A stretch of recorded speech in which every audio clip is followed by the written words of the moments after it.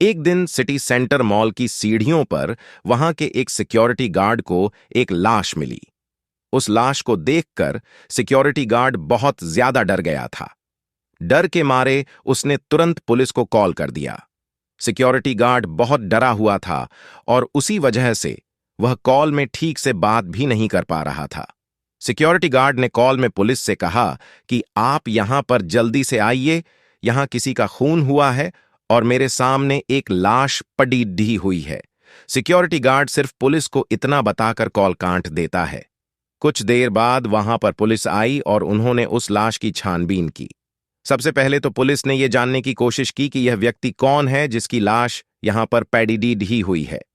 थोड़ी छानबीन करने के बाद उस व्यक्ति की शर्ट में से एक आईडी कार्ड मिला जिस पर उसका नाम लिखा हुआ था। उस व्यक्ति का नाम रवि सोनी था, जो कि एक कंपनी का कर्मचारी था। इसके बाद पुलिस वालों ने रवि की कंपनी को फोन लगाया और उसके परिवार वालों के बारे में जाना। अब पुलिस को यह जानना था कि रवि को किसने मारा और उसे यहां पर कौन छोड़ीडीएच कर गया। उन्होंने सबसे पहले तो सीसीटीवी को चेक करने की कोशिश की। वो सब सिक्योरिटी रूम में गए और वहां उन्होंने सीसीटीवी में देखा कि एक लंबे बालों वाला आदमी चेहरे को पूरी तरह से ढककर रवि की लाश को खींचता हुआ सीढ़ी पर लाश को छोड़कर चला गया। अब पुलिस के पास सिर्फ यही सबूत था कि रवि को मारने वाला व्यक्ति लंबे बाल वाला है। इतना जानने के बाद पुलिस वाले रवि के घर गए। रवि के घर जाकर उन्होंने रवि के परिवार वालों को दुखद खबर सुनाई। उसके परिवार वाले रवि की मौत के बारे में सुनकर बेहद दुखी थे। इसके बाद पुलिस वालों ने रवि के परिवार वालों से पूछा कि वे किसी लंबे बाल वाले व्यक्ति को जानते हैं या नहीं। रवि के घर पर अच्छी तरह से पूछताछ करने के बावजूद भी उन्हें ऐसा कोई भी व्यक्ति नहीं मिला जो लंबे बालों वाला हो।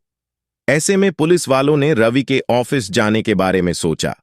फिर वे रवि के ऑफिस चले गए। वहां भी उन्हें कोई ऐसे व्यक्ति की जानकारी नहीं मिली जिसके बाल लंबे थे। अब उन्होंने रवि के सारे दोस्तों के बारे में जानने की कोशिश की।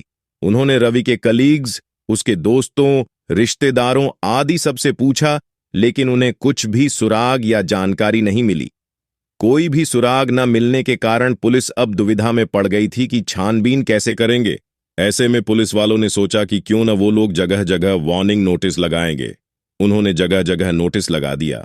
नोटिस लगाने के बाद दिन गुजरते गए, लेकिन कोई खबर नहीं मिली। कुछ दिनों के बाद अचानक एक दिन पुलिस वालों को एक फोन आया।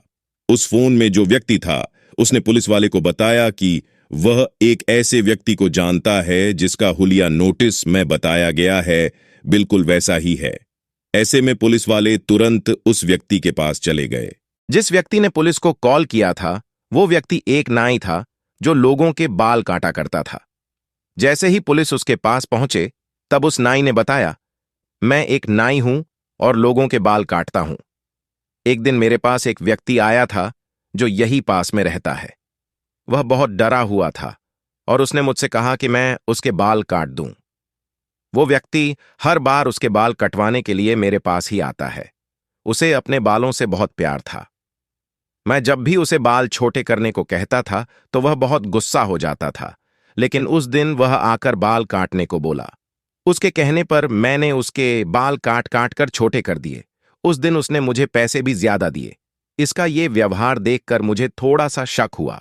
फिर कल मैं जब बाजार की ओर गया तो आपके द्वारा लगाया हुआ नोटिस देखा, जिसे देखकर मैं समझ गया था कि कुछ न कुछ तो गड़बड़ है। इसीलिए मैंने आपको यहां बुलाया है। इतना बताने के बाद नाई ने पुलिस वालों को उस लड़के का पता बताया। पुलिस वाले तुरंत उसके घर गए और उसे पकड़ लिया। अच्छे से पूछताछ करने के बाद उस लड़के ने सब कुछ सच बता दिया। पुलिस ने उससे पूछा कि उसने रवि की हत्या क्यों की थी। तब उसने बताया कि रवि उसका एक पहचान का दोस्त था जिससे उसने 20 लाख रुपए लिए थे। रवि जब उसके पास अपने पैसे वापस लेने के लिए गया तो वह रवि को उसके पैसे वापस लौटाना नहीं चाहता था। तभी वहां रवि की उसके साथ एल्डड हाई हुई और उसने रवि को मार दिया। वो रवि को मरने के बाद उसकी लाश को मॉल की सीढ़ियों पर छोड़ आया। पुलिस ने उसको पकड़ डी डेच लिया और अब वह रवि का हत्यारा जेल में सैड रहा है।